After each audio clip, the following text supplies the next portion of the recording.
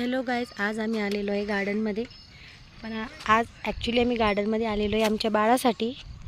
पण आमचं बाळ तर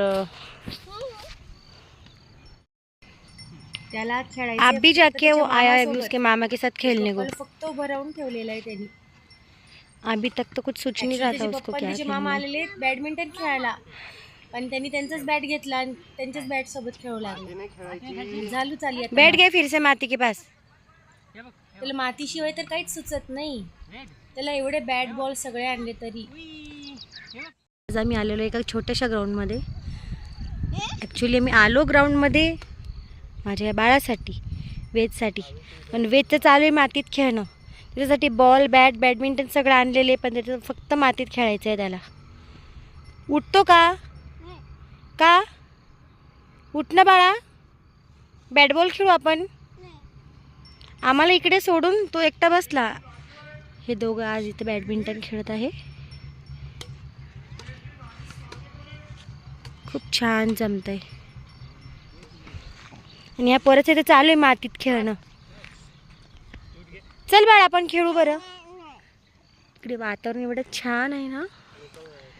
गाय इथे मस्त पैकी, झाड, ते शेती पण आहे.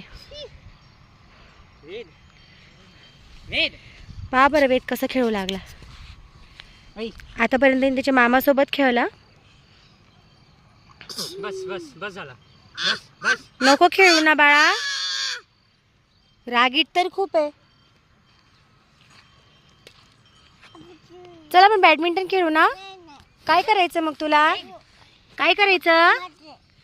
हा काय मातीत खेळायचं? असं नाही करू ना. हे घे बॉल, बॉल फेक ना माझ्याकडे.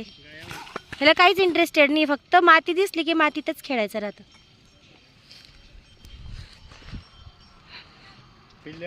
सनसेट, सनसेट पहा किती छान आहे व्ह्यू. That's nice.